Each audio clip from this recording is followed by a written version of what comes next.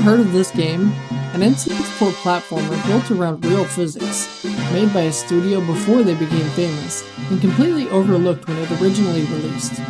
This is Rocket Robot on Wheels, and it might be one of the most underrated games on the Nintendo 64.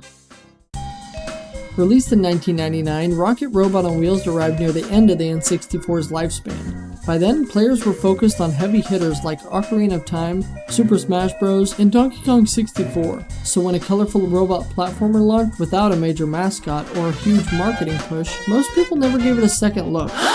Which is a real shame, because Rocket was doing something genuinely different. Rocket Robot on Wheels was developed by Sucker Punch Productions. Yep, the same studio behind Sly Cooper, Infamous, and Ghost of Tsushima. This was their very first game, and instead of following the Mario 64 blueprint, they built a platformer around something few console games prioritized in the late 90s. Physics. The game is built around momentum, weight, and friction. Rocket uses a tractor beam attached to his arm to pull objects, swing from anchors, drag heavy items, and move himself through the world.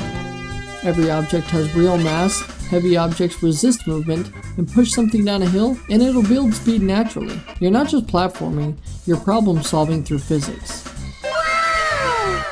The entire game takes place in a theme park, with each world acting like a different attraction. You'll explore areas like Paint World, where color switches and physics interact. Mine World, focused on carts, rails, and momentum. Arabian Flights, featuring moving platforms, swinging objects, and physics-heavy traversal.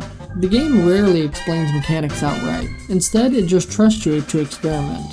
And that trust is what makes Rocket feel so ahead of its time. Do you trust me? Rocket Robot on Wheels didn't sell well.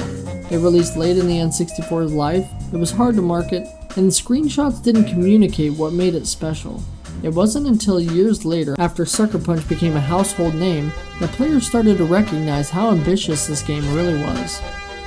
Rocket Robot on Wheels feels like a prototype for modern game design. System-driven puzzles, physics-based solutions, letting players discover answers instead of following strict paths. It's proof that innovation doesn't always come from the biggest releases. Sometimes it comes from games that nobody played.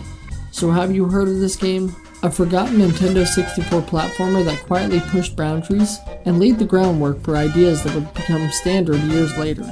If you grew up with an N64 and you missed Robot Rocket on Wheels, it's absolutely worth revisiting. And if you've played it before, then you already know, this game deserved better.